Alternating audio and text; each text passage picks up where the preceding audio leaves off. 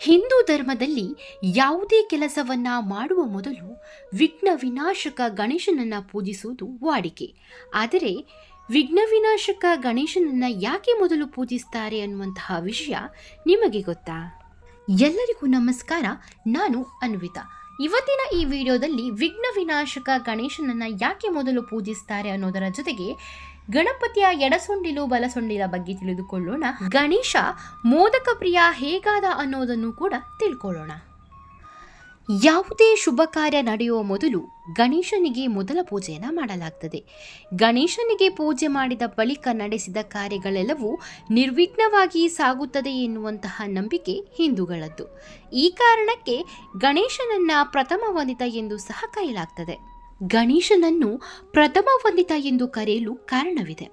ಪುರಾಣ ಕಥೆಗಳ ಪ್ರಕಾರ ಪಾರ್ವತಿ ದೇವಿಯು ಕೈಲಾಸದಲ್ಲಿ ತನ್ನ ಮೈಯಲ್ಲಿದ್ದ ಮಣ್ಣಿನಿಂದ ಒಂದು ಮಗುವನ್ನು ನಿರ್ಮಿಸಿ ಅದಕ್ಕೆ ಜೀವ ತುಂಬಿ ಕೈಯಲ್ಲಿ ದಂಡವನ್ನು ನೀಡಿದ್ದಳು. ಅಷ್ಟೇ ಅಲ್ಲದೆ, ನನ್ನ ಕೋಣೆಯನ್ನು ನೀನು ಕಾಯಬೇಕು, ನನ್ನ ಅಪ್ಪಣೆ ಇಲ್ಲದೆ ಯಾರಿಗೂ ಪ್ರವೇಶ ನೀಡಬಾರದು ಎಂದು ಕೂಡ ಸೂಚಿಸಿದ್ದಳು.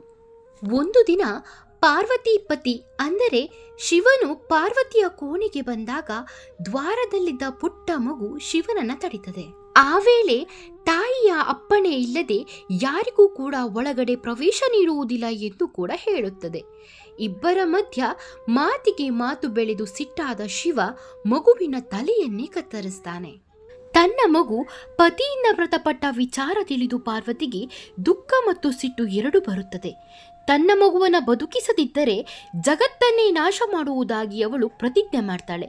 ತನ್ನ ತಪ್ಪಿನ ಅರಿವಾಗುತ್ತಿದ್ದಂತೆ ಶಿವನು ಉತ್ತರಾಭಿಮುಖವಾಗಿ ಮಲಗಿದ್ದ ಮರಿಯಾನೆಯ ತಲೆಯನ್ನು ತಂದು ಜೋಡಿಸುತ್ತಾನೆ.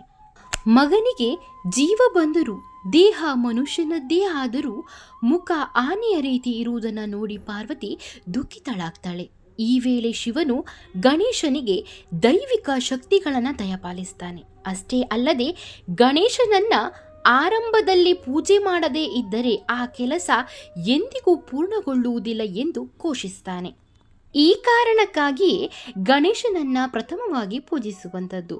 ಹೀಗಾಗಿ ಗಣಪ ಗಜಮುಖನಾಗಿ ಗಣಗಳ ಅಧಿಪತಿ ಮತ್ತು ಮೊದಲ ಅಗ್ರ ಪೂಜೆಗೆ ಅರ್ಹನಾಗುತ್ತಾನೆ.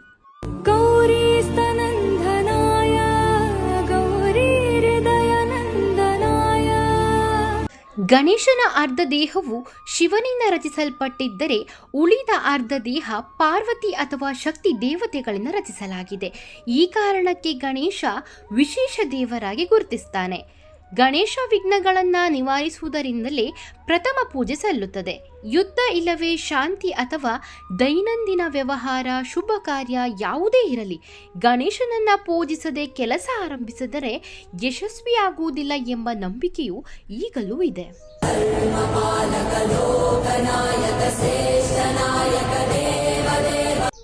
ಇನ್ನು ಗಣಪತಿಯ ಎಡಸೊಂಡಿಲು ಹಾಗೆ ಬಲಸೊಂಡಿಲು, ಇನ್ನು ನೇರ ಸೊಂಡಿಲುಗಳ ಬಗ್ಗೆ ತಿಳ್ಕೊಂಡಿದ್ದೀರಾ? ಪ್ರತಿ ವರ್ಷ ಗಣಪತಿ ಹಬ್ಬದಂದು ನಮ್ಮ ಪ್ರೀತಿಯ ಗಣೇಶನನ್ನ ಮನೆಗೆ ತರ್ತೇವೆ ಮತ್ತು ಅವನು ನಮ್ಮ ಮನೆಯ ಭಾಗ ಕೂಡ ಆಗಿರ್ತಾನೆ. ನಾವು ಅವನೊಂದಿಗೆ ನಮ್ಮ ಎಲ್ಲ ಸಂತೋಷ ಮತ್ತು ದುಃಖಗಳನ್ನು ಕೂಡ ಹಂಚಿಕೊಳ್ತೇವೆ. ಹೀಗೆ ತರುವಾಗಲೆಲ್ಲ ಗಣಪತಿಯ ಸೊಂಡಿಲು ಯಾವ ಕಡೆ ಇದೆ ಅನ್ನೋದನ್ನು ಕೂಡ ಗಮನಿಸಿದ್ದೀರಾ? ಕೆಲವರ ನಂಬಿಕೆಯ ಪ್ರಕಾರ ಎಡಮುರಿ ಗಣಪತಿ ಒಳ್ಳೆಯದು, ಮತ್ತೆ ಕೆಲವರಿಗೆ ಬಲಮುರಿ ಒಳ್ಳೆಯದು. ಇನ್ನೂ ಕೆಲವರು ಈ ಗುಡವೇ ಬೇಡವೆಂದು ಸೊಂಡಿಲು ಮಧ್ಯಕ್ಕಿರುವ ಗಣಪತಿಯನ್ನೇ ತರ್ತಾರೆ. ದೇವಾಲಯಗಳಲ್ಲಿಯೂ ಕೂಡ ಒಂದೊಂದು ಕಡೆ ಒಂದೊಂದು ದಿಕ್ಕಿನತ್ತ ತಿರುಗಿರುವ ಸೊಂಡಿಲಿನ ಗಣಪನಿಟ್ಟಿರ್ತಾರೆ. ಗಣಪನ ಸೊಂಡಿಲಿನ ಕುರಿತ ಈ ವಿಷಯಗಳು ಯಾವಾಗಲೂ ನಮ್ಮನ್ನ ಗೊಂದಲಗೊಳಿಸ್ತವೆ. ಎಡಸೊಂಡಿಲು ಅತ್ಯಂತ ಜನಪ್ರಿಯ ಭಾಗವಾಗಿದೆ. ಹೆಚ್ಚಿನ ಮನೆಯವರು ಯಾವಾಗಲೂ ಎಡಕ್ಕೆ ಸೊಂಡಿಲು ಹೊಂದಿರುವ ವಿಗ್ರಹವನ್ನೇ ಖರೀದಿಸ್ತಾರೆ. ಎಡಕ್ಕೆ ಬಾಗಿದ ಸೊಂಡಿಲನ್ನ ವಾಮಮುಖಿ ಎಂದು ಕರೆಯಲಾಗ್ತದೆ, ಅಂದರೆ ಉತ್ತರ ದಿಕ್ಕಿಗೆ ಮುಖ ಮಾಡುವುದು. ಗಣೇಶನ ಎಡಭಾಗವು ಚಂದ್ರನ ಗುಣಗಳನ್ನು ಹೊಂದಿದ್ದು ಶಾಂತಿಯುತ ಮತ್ತು ಆನಂದವನ್ನ ತರುತ್ತದೆ. ಅಲ್ಲದೆ ಈ ಭಾಗವು ಭೌತಿಕ ಲಾಭಗಳು ಮತ್ತು ಸಮೃದ್ಧಿಯನ್ನು ಕೂಡ ಸೂಚಿಸುತ್ತವೆ.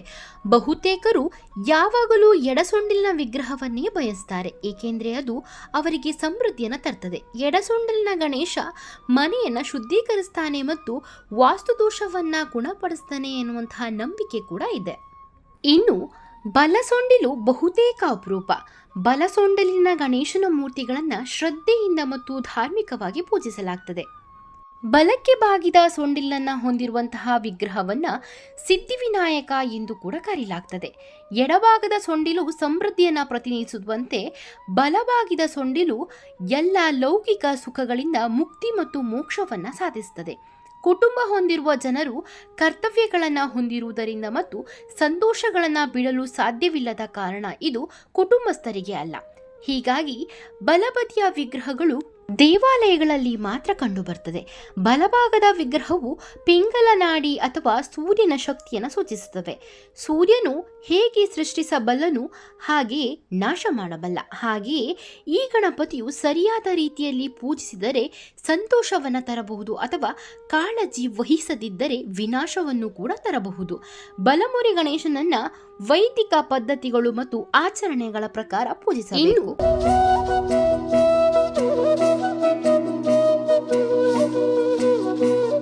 ಗಣೇಶ ಮೋದಕ ಪ್ರಿಯ ಹೇಗಾದ ಅನ್ನೋದನ್ನು ತಿಳ್ಕೊಳ್ಳೋದಾದ್ರೆ, ಸಾಮಾನ್ಯವಾಗಿ ಗಣೇಶ ಚತುರ್ಥಿಯಂದು ಬಹುತೇಕ ಎಲ್ಲರೂ ತಿಂಡಿಗಳನ್ನು ತಯಾರಿಸಿ ನೈವೇದ್ಯ ಮಾಡಿ ಪ್ರಸಾದವನ್ನು ಸ್ವೀಕರಿಸ್ತಾರೆ. ಹಣ್ಣು ಕಾಯಿಯನ್ನ ನೈವೇದ್ಯ ಮಾಡುವುದು ಪದ್ಧತಿ. ಗಣೇಶನಿಗೆ ಪ್ರಿಯವಾದ ಮೋದಕ, ಚಕ್ಕುಲಿ, ಉಂಡೆ, ಎಳ್ಳುಂಡೆ, ಕರ್ಜಿಕಾಯಿ, ಕಡುಬು, ಸಿಹಿ ಕಡುಬು, ಖಾರ ಕಡುಬು ಈ ರೀತಿ ಅನೇಕ ತಿಂಡಿಗಳನ್ನು ಮಾಡಿ ನೈವೇದ್ಯಕ್ಕೆ ಇಡಲಾಗ್ತದೆ. ಆದರೆ ವಿಘ್ನ ವಿನಾಶಕ ಗಣೇಶನಿಗೆ ಮೋದಕವನ್ನ ಸಮರ್ಪಿಸದಿದ್ದರೆ ಪೂಜೆಯೇ ವ್ಯರ್ಥ ಎಂದು ಹೇಳಲಾಗ್ತದೆ.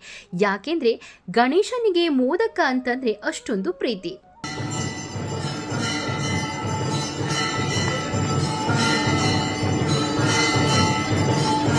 ಪುರಾಣಗಳ ಪ್ರಕಾರ ಹೇಳೋದಾದ್ರೆ, ಗಣಪತಿಯ ಹುಟ್ಟಿದ ದಿವಸದಂದು ಪಾರ್ವತಿ ದೇವಿಯು ಗಣಪತಿಗೆ ಮೋದಕವನ್ನ ಮಾಡಿ ಸಮರ್ಪಿಸುತ್ತಿದ್ಲಂತೆ. ಇನ್ನೂ ಒಂದು ಕತೆ ಹೇಳೋದಾದ್ರೆ, ಒಂದು ದಿನ ಪಾರ್ವತಿ ದೇವಿಯು ತನ್ನಲ್ಲಿದ್ದ ಒಂದು ಮೋದಕವನ್ನ ತನ್ನ ಮಕ್ಕಳಾದ ಗಣಪತಿ ಹಾಗೂ ಕಾರ್ತಿಕೇಯರಲ್ಲಿ ಒಬ್ಬರಿಗೆ ಕೊಡಬೇಕೆಂದು ನಿರ್ಧರಿಸಿದಾಗ ಒಂದು ಸ್ಪರ್ಧೆಯನ್ನ ಅವರಿಬ್ಬರಿಗೆ ಹೇಳ್ತಾಳಂತೆ. ಯಾರು ಮೊದಲು ಲೋಕವನ್ನ ಸುತ್ತಿ ನನ್ನ ಬಳಿಗೆ ಬರ್ತಾರೋ ಅವರಿಗೆ ನನ್ನಲ್ಲಿರುವ ಮೋದಕವನ್ನ ಕೊಡುತ್ತೇನೆ ಎಂದು ಹೇಳ್ತಾಳಂತೆ. ಇದನ್ನು ಕೇಳಿದ ತಕ್ಷಣ ಕಾರ್ತಿಕೇಯ ತನ್ನ ವಾಹನವನ್ನ ಏರಿ ಇಡೀ ಲೋಕ ಸಂಚಾರಕ್ಕೆ ತೆರಳ್ತಾರಂತೆ. ಆದರೆ ಬುದ್ಧಿವಂತ ಗಣೇಶ ಮಾತ್ರ ತನ್ನ ತಂದೆ ತಾಯಿಯ ಬಳಿಯೇ ಇದ್ದು ಅವರ ಸುತ್ತ ತಿರುಗುತ್ತಾನಂತೆ. ಲೋಕ ತಿರುಗಿ ಬರಲು ಹೇಳಿದ್ದ ತಾಯಿಗೆ ನೀವೇ ನನ್ನ ಪ್ರಪಂಚ ಎಂದು ಹೇಳಿ ಗಣೇಶನು ಮೋದಕವನ್ನ ಗೆಲ್ತಾನಂತೆ. ಈ ರೀತಿಯಾಗಿ ಗಣೇಶ ಮೋದಕ ಪ್ರಿಯ ಆದ ಎನ್ನುವಂತಹ ಪುರಾಣ ಇದೆ. ಇದಿಷ್ಟು ವಿಘ್ನ ವಿನಾಶಕ ಗಣೇಶನ ಕುರಿತಾದ ಒಂದಿಷ್ಟು ವಿಷಯಗಳು. ನಿಮ್ಗೇನಾದರೂ ಈ ಸಂಗತಿಗಳು ಇಷ್ಟ ಆದರೆ ಲೈಕ್, ಕಮೆಂಟ್ ಹಾಗೂ ಶೇರ್ ಮಾಡಿ. ಸಬ್ಸ್ಕ್ರೈಬ್ ಮಾಡೋದನ್ನು ಮರಿಬೇಡಿ.